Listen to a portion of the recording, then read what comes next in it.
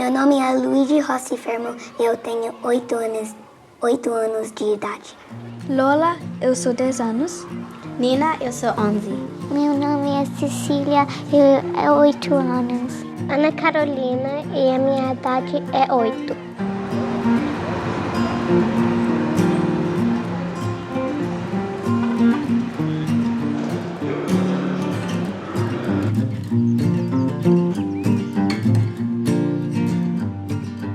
Algumas pessoas herdam uma casa.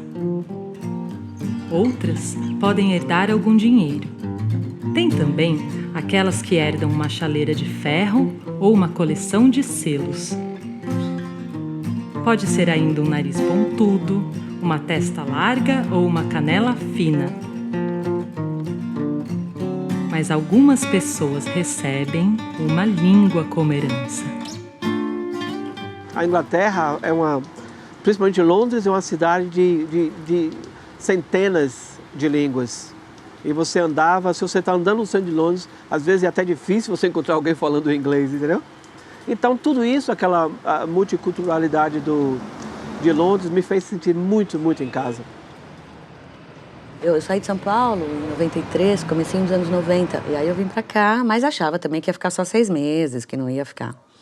E aí, imagina, eu cheguei aqui, do minuto que eu acho que eu cheguei, eu já sabia que eu não queria mais voltar. Eu me senti tão em casa, fiquei tão encantada. Eu sou metade francesa, metade italiana, mas eu cresci entre a França e a Inglaterra. Realmente comecei a falar português, a me interessar mais quando eu encontrei meu marido. Eu encontrei ele aos 21 anos e foi muito engraçado, porque quando eu encontrei ele, ele tinha acabado de chegar aqui. Ele não falava inglês certinho, eu não falava português, então a gente tinha aquela mistura de italiano, francês e muitos mãos.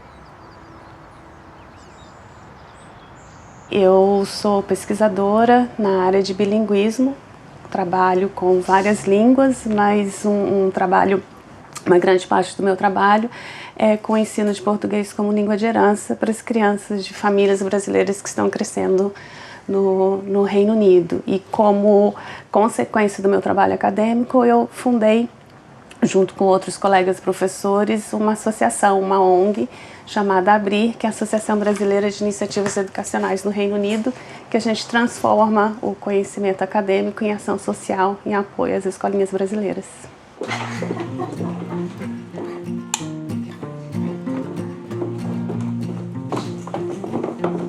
Aqui é os quartos dos meus pais, onde eles dormem.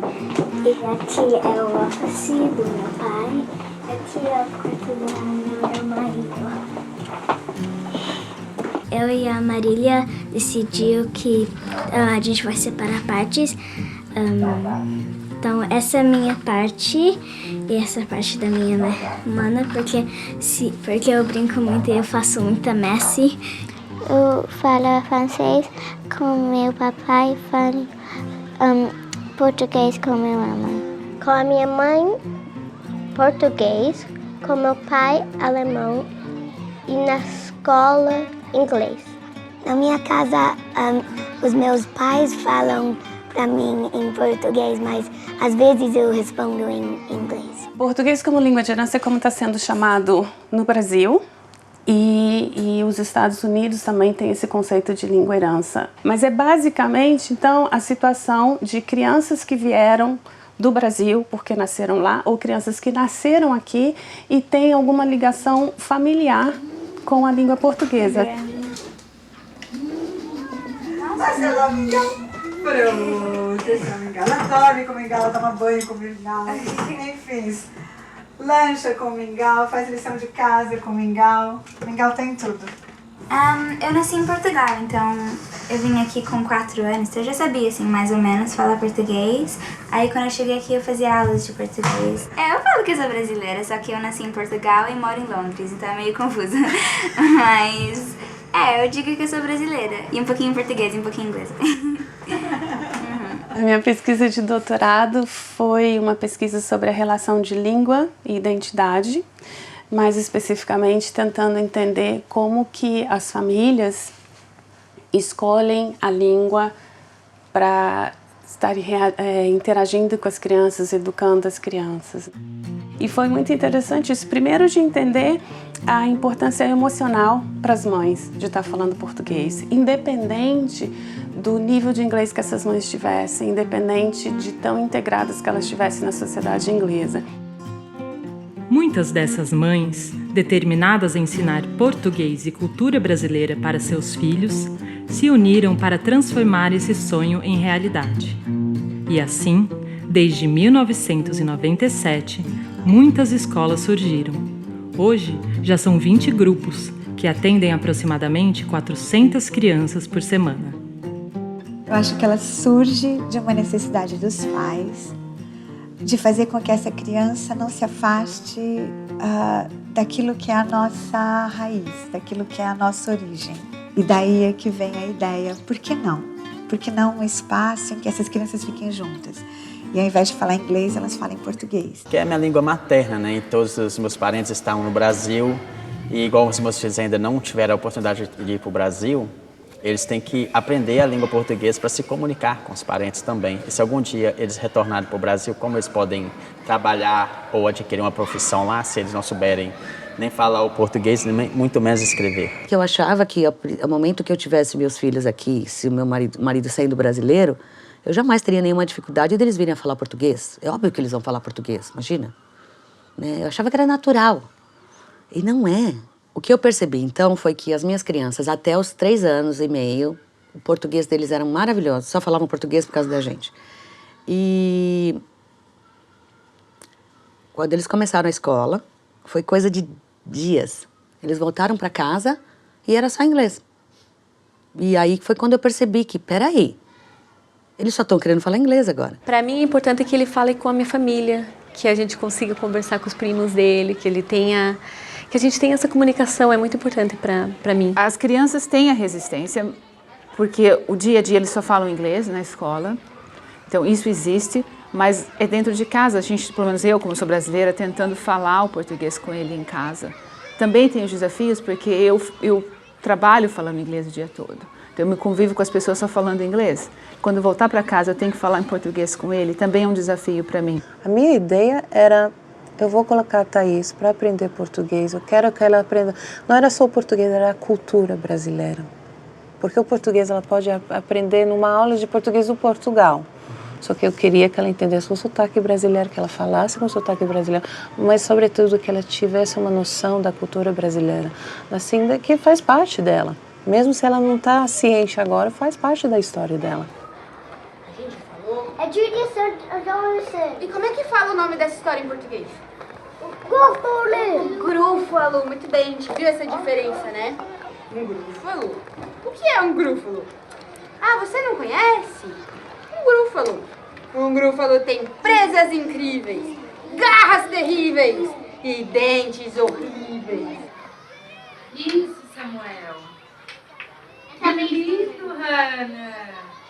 No Brasil, antes de vir pra cá, eu estava muito envolvida com a questão indígena, dos guaranis. E eu vivi esse processo muito interessante da importância da língua, de como ela, quando a língua existe, uma cultura existe, você consegue manter também.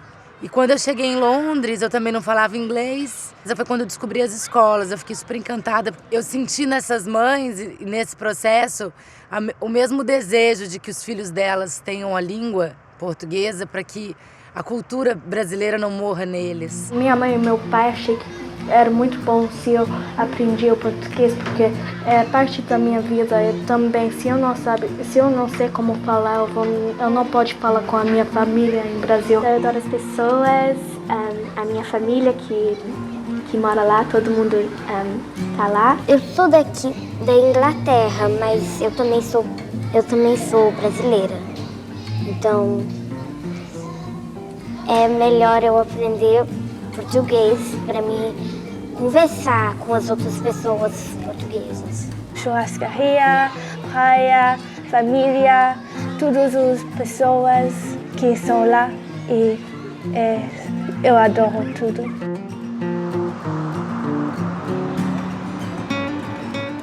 A diversidade de competência linguística das crianças numa turma é muito grande. Então, você vai pegar a criança de 7, 9 anos, tem criança que sabe ler e escrever nas 2 línguas e tem criança que só sabe ler e escrever em uma. E um contínuo enorme ali de um ao outro. Eu comecei a me interessar cada vez mais pelo assunto. E foi quando nós conhecemos a Ana Souza da Abrir. Ela mostrou muito um lado que nós desconhecíamos. Não proíbe eles a falar a língua deles vai ser o inglês. Faça com que eles tenham vontade de querer falar o português. Faça uma coisa bem gostosa, bem lúdica, no qual eles vão aprender brincando. Mostra o que tem de bom no português para eles saberem. Quase virou, quase virou, mas não virou. Eu gostei quando nós não era tudo escrever coisas assim. Nós fazemos brincadeiras e sem saber que eu estava aprendendo, eu progressou e falou português mais com essas brincadeiras. Quem consegue falar? Nathalie, pega o número 4 para mim, por favor. A Silvia fala pra gente, a diretora da escola. Eles iam, por exemplo, fazer uma revista. Essa revista não precisa ser sobre coisas do Brasil, sobre temas do Brasil, sobre a cultura do Brasil. Eu quero que as meninas, elas escrevam em português uma revista para falar do que elas quiserem, do que interessar para elas. Mas que elas tenham a capacidade de utilizar a língua portuguesa para expressar o que elas sentem. Como que é o nome desse aqui? Não sei a O que é isso aqui? 1, 2, 3 more. Como é que escreve? Dentro da escola existe um tema gerador. Então, a partir desse tema gerador, cada professora utiliza as ferramentas que considera mais adequadas. No meu caso, eu gosto muito de utilizar histórias em quadrinhos, especialmente a Turma da Mônica, e gosto muito de usar tecnologia em sala de aula. A gente faz uma opção em que a gente diz, a gente vai ensinar língua através da cultura. Então a gente sempre traz esses aspectos culturais brasileiros para que as nossas crianças aprendam português também entendendo essas manifestações culturais, entendeu? Então a gente tem essa relação muito forte entre língua e cultura que permeia o trabalho que a gente faz.